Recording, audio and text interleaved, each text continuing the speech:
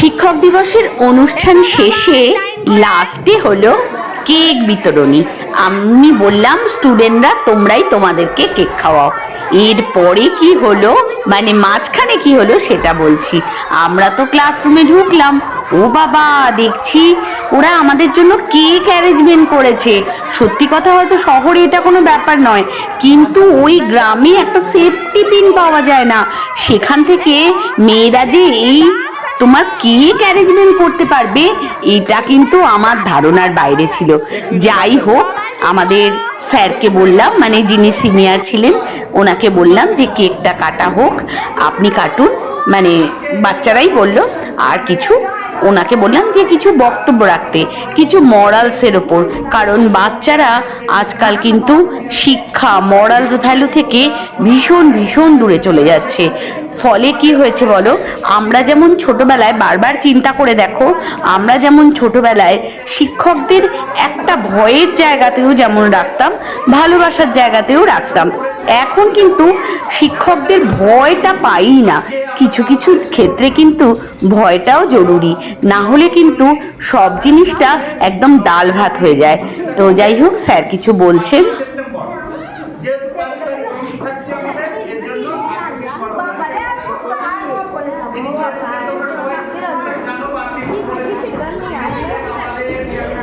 আমাদের স্কুলে যেহেতু টিচার সংখ্যা খুবই কম, এখন তোমরা মেন দেখবে গ্রামের স্কুলে সব উচ্চশিক্ষা পোর্টালে ট্রান্সফার নিয়ে কাছাকাছি স্কুলগুলোতে চলে আসে, মানে শহরের দিকে।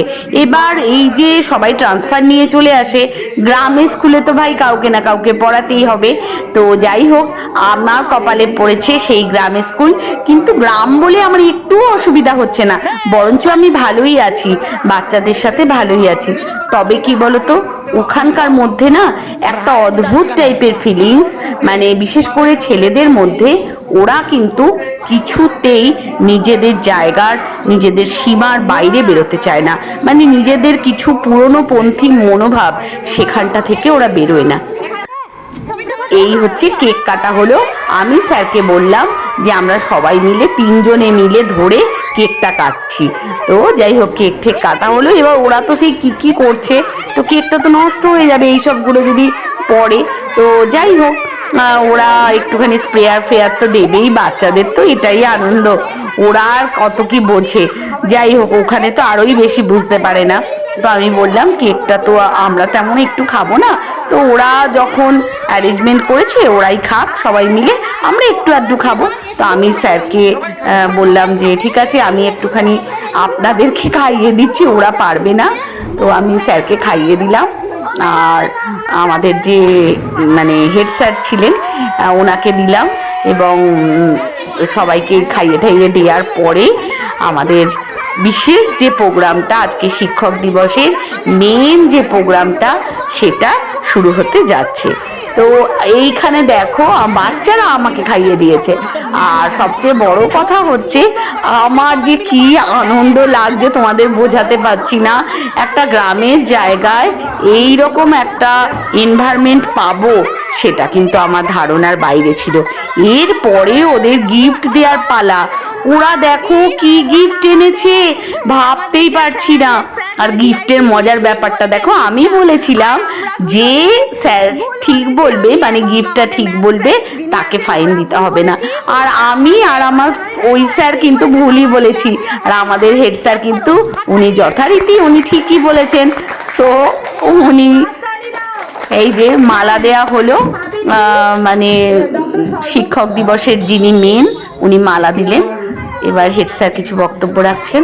ভালোবাসা, শ্রদ্ধা এবং ছাত্রছাত্রীদের প্রতিও,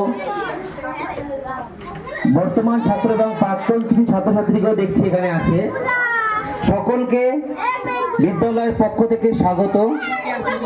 আজকে ভালো লাগছে যে বর্তমান ছাত্রছাত্রীদের সাথে কিছু প্রাক্তন ছাত্রছাত্রীও এখানে এসে এই প্রোগ্রামের প্রথম নাচ হলুদ গাঁদার ফুল আমি ওদের শিখিয়েছিলাম।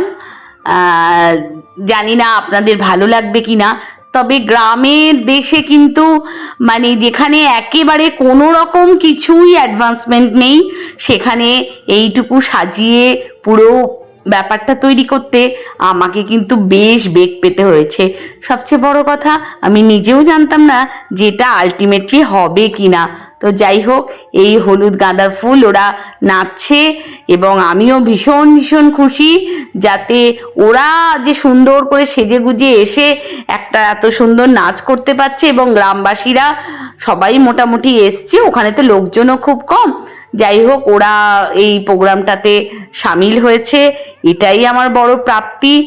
ওদের ওখানে মাঠ ঘাটে কাজ থাকে সারাদিন ধরে, সেসব ছেড়ে ওরা এখানে আসতে পারে না, সময় নষ্ট, একদিনের রোজ নষ্ট হয়ে যায়। যাই হোক, এই কাজকর্মগুলো ছেড়ে ওরা এখানে এসছে। এরপরে যে প্রোগ্রামটা হচ্ছে, এটা হচ্ছে ময়না ছলাৎ ছলাৎ। দেখো তো তোমাদের ভালো লাগছে কিনা।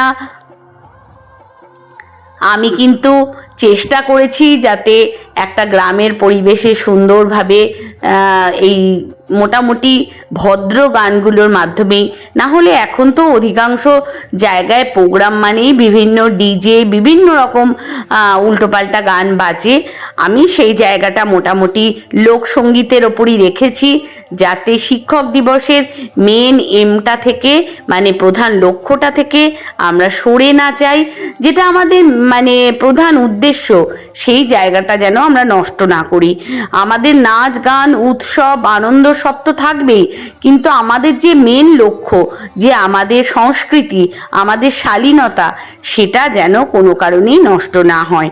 এই ব্যাপারটা আমাদের সব শিক্ষক এবং সমস্ত জায়গায় স্কুলগুলোতে এটা লক্ষ্য রাখা উচিত।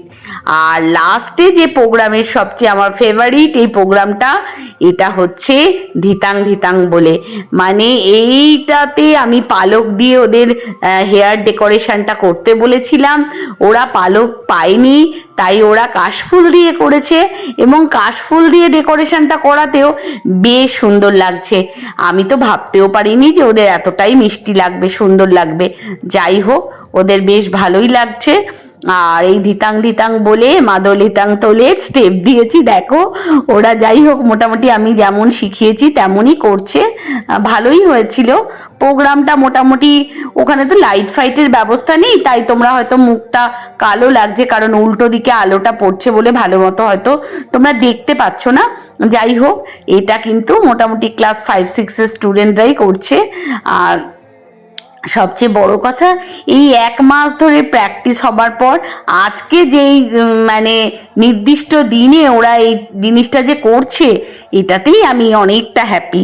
আর কি বলবো, তোমাদের তোমরা কিরমভাবে সেলিব্রেট করেছো একটু বলবে, অন্তত কমেন্টে জানাবে যে তোমাদের শিক্ষক দিবসটা তোমরা কিভাবে উদযাপন করেছো। সবচেয়ে মেন কথা বলে রাখি, আমি আগের ব্লগেও বলেছিলাম যে এখানে কিন্তু কোনো আগে শিক্ষক দিবস হতো না। তো মাঝখানে একটু গরম ছিল, স্যারকে বললাম সবাইকে একটু রিফ্রেশমেন্টের ব্যবস্থা করুন। তো স্যার বললো চা ফা করে দিতে গেলে গায়ে ঠায়ে পড়ে যাবে, তার চেয়ে ভালো আমি সবাইকে আইসক্রিম দিয়ে। আমি বললাম হ্যাঁ, এটা ভীষণ ভালো আইডিয়া হবে, এটাই সবচেয়ে ভালো। সবাইকে একটা করে আইসক্রিম দেওয়া হলো এবং আইসক্রিম ওরা খাচ্ছে, আমি একটু ছবি টবি তুলছি। আর বাচ্চাদের এর পরের যে প্রোগ্রামটা আছে, ওই জন্য ওদের ড্রেস ছেড়ে আসতে বলেছি। আমি বলেছি যাও তোমরা ড্রেস ছেড়ে এসো, এই হচ্ছে আসল প্রোগ্রামটা। মানে এইটা হচ্ছে কিন্তু একদম আমার ফেভারিট। ইহা কদম কদম হাম, কি জানি না, গান টানগুলো আমার মনে থাকে না। যাই হোক, এই গানটার উপরে নাচ হচ্ছে। দেশ মেরা রঙ্গিলা, এই গানটা তো তোমরা ভীষণ জানো। ইহা হর কদম কদম পে ধরতি বন গে, ইহা, এইটা দেখো কি সুন্দর হচ্ছে না, আমি আর কিছু বলতে পারছি না। যাই হোক, গানটা তোমরা বুঝতে পারছো কি হচ্ছে। এই প্রোগ্রামটা হলো আলটিমেটলি এটাই লাস্ট প্রোগ্রাম ছিল। তো বাচ্চাদের সাজগোজটা ওরা নিজেরা মোটামুটি বুঝতে পেরেছে যে এটা দেশাত্মবোধক গানের ওপরে নাচ, তাই ওরা সেই রকমভাবেই ড্রেস করে এসেছিল। আমি শুধু বলেছিলাম যে কোনো হোয়াইট টাইপের কোনো সালোয়ার পরো, আর বাকিটা তোমরা তোমাদের মতো করে পরবে। তো ওরা মোটামুটি এইরকমই একটা লুক ক্রিয়েট করেছে, খারাপ হয়নি, মোটামুটি ঠিকঠাকই আছে। যাই হোক, এই হচ্ছে প্রোগ্রাম মোটামুটি শেষের দিকে এসে গেছি আমরা। এই প্রোগ্রাম শেষ, এইটাই লাস্ট নাচ ছিল। সবচেয়ে বড় কথা একটা মজার জিনিস বলি, ওখানকার দর্শকদের মধ্যে একজন বললো এই নাচটা নাকি ওনার এত ভালো লেগেছে আরেকবার নাচটা করতে। তো এটা দ্বিতীয়বারে আবার নাচটা হচ্ছে এবং বাচ্চারা কিন্তু অতি উৎসাহ নিয়ে দ্বিতীয়বারেও খুব সুন্দর করে পারফর্ম করলো। ওদের ভালো লেগেছে আর পাড়ার লোকেদেরও ভালো লেগেছে, এটাই একটা বিরাট ব্যাপার। আর সবচেয়ে বড় কথা, সেদিন আমরা প্ল্যান করেছিলাম মানে মিড ডে মিলে আমরা নিজেরা টিচাররা মিলে ওদেরকে একটা ভালো কিছু খাওয়ানোর ব্যবস্থা করব। তাই সেদিন চিকেন দেয়া হয়েছিল মিড ডে মিলে। আর তারপরে ওরা সবাই মিলে খাওয়াটা খুব সুন্দর করে খেয়ে দিয়ে সেদিনের প্রোগ্রামের এন্ডটা খুব ভালোই হয়েছে। আর লাস্টে যেটা আমি বাচ্চাদের বলেছি, তোমরা সবাই সবাইকে কেক খাওয়াও, মিষ্টি মুখ করো, আগামী দিনে যাতে আরো ভালো ভালো সুন্দর সুন্দর প্রোগ্রাম তোমরা করতে পারো। এই কেক খাওয়ার মানে কেক সেরিমনি হচ্ছে, সবাই সবাইকে খাইয়ে দিচ্ছে। ভীষণ ভালো লাগলো আমার আজকের পুরো প্রোগ্রামটা। তোমাদের কেমন লাগলো একবার জানাবে। আর সবচেয়ে বড় কথা, চ্যানেলটা কিন্তু অবশ্যই সাবস্ক্রাইব করবে। আমি আশা করব আমাকে এবং তোমরা সবাই আমার পাশে থাকো।